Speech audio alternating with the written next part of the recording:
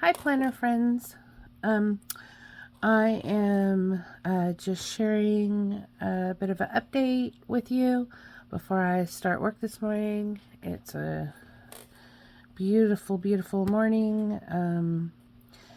May 1st, May Day. So it is, you could call it a quarterly update. You could call it that if you wanted to. I'm a little late in the quarter and we're going to talk about why for a second. I posted a video about this lovely, what is it called? Kabali planner. Anyways, I don't know. I took the page out, the planner page. So, yeah, I posted why I had chosen that planner over some of the other meaty goal planning options out there, right? And you can see that in my previous videos, but I'm moving out of it. I've moved out of it, actually, and I have to say that there's nothing wrong with this planner. Okay, it's a lovely planner, but it is a behemoth. This coil I can barely wrap my hand around. And it's my fault. Like, I ordered the big one. Okay? It's on me, guys. It's on me. I got that. But here's the thing. I found that I was ignoring it. At first, it didn't fit in my purse, right? And I had to it didn't fit in any cases. I got this Bible case, of all things, for it to fit in. And I finally so I had a way to carry it around the house with all my bits and bobs and planning and goal planning and setting it all that. And yeah, I did it for the first 2 months. And then I was like, okay, it's just going to live on my desk, which is funny because I do a lot of planning in the evening. I do my journaling in the morning. I do my planning in the evening. So I'm ready to go the next day. Right. So that didn't work. Because I usually do that after dinner while I'm sitting in the living room with my husband. So it just didn't work. It is too big. It is too heavy. And what I discovered is this is not my planning system. And it's funny because I'm one of those people, and the reason my quarterly update is so late is because I'm one of those people that I pick one planner and I stick with it for the year to my own detriment, I suppose. And I tried. I'm like, okay, we're starting the 5th month. Like, let's just plow through. Let's do it. But what I realized is I had not achieved nearly as much as I wanted to this year. Some of that is because I have to pivot. Some things have come up with family that, that is it often does, sweep Shanice, and you're like, okay, I got to pivot.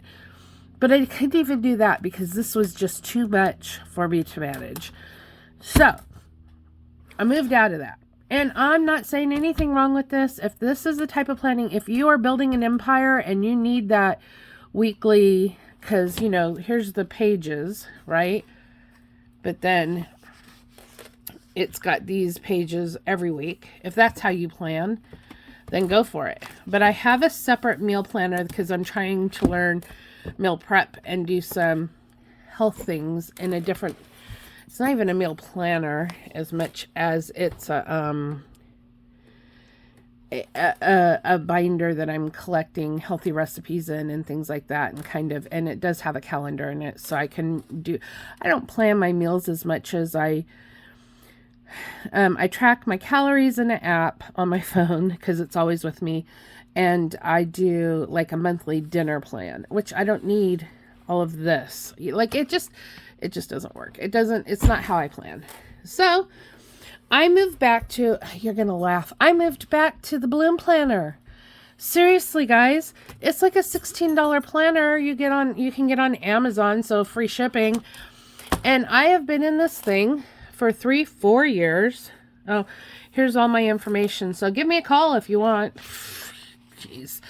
So anyways, birthdays, Bible study. See, like, I wasn't even filling out my tracker. So, honestly, guys, it's like, what was I thinking? Like, I was gonna, and here's the lesson.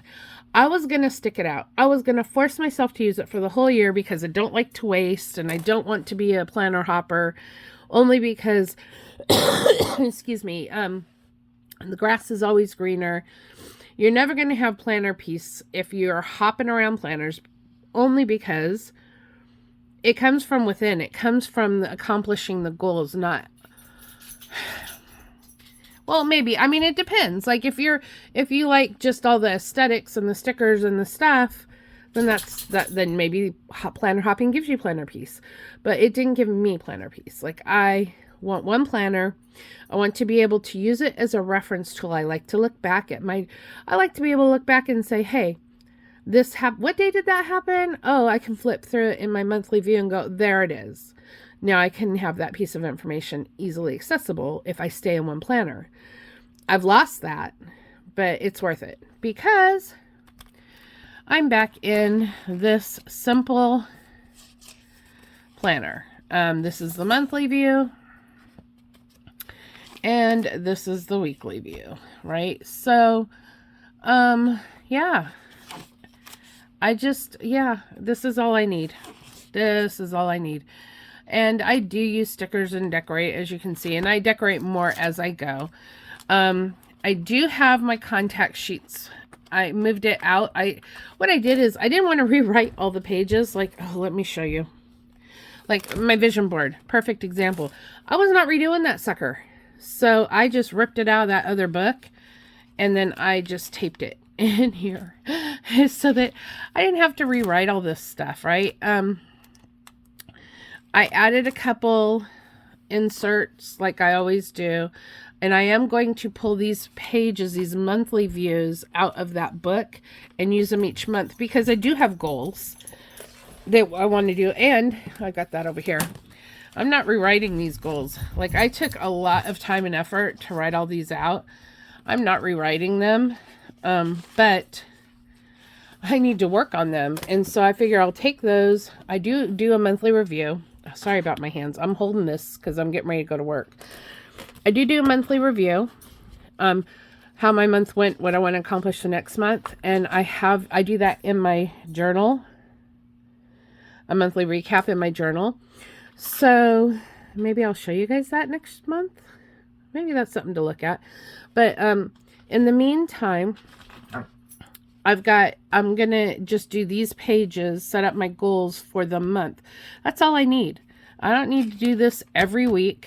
I just need to set it up for a month. And this I added as an insert. So these pages can actually slide in and out of this plastic sheet. Which I just added it's actually like a happy planner pocket. I trimmed down the side so it would be open and I could slide things in and out easily. Put a clip on to keep things put. And then I cut the happy planner rings off and added a coil insert that you can get just about anywhere on Etsy.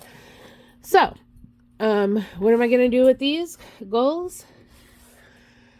I don't know. I haven't gotten that far. I know that they're not going to live in here.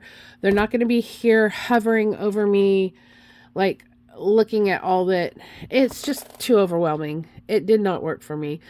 I need to take this, which is my annual plan, and break it down into monthly steps. And I'll just check off the steps.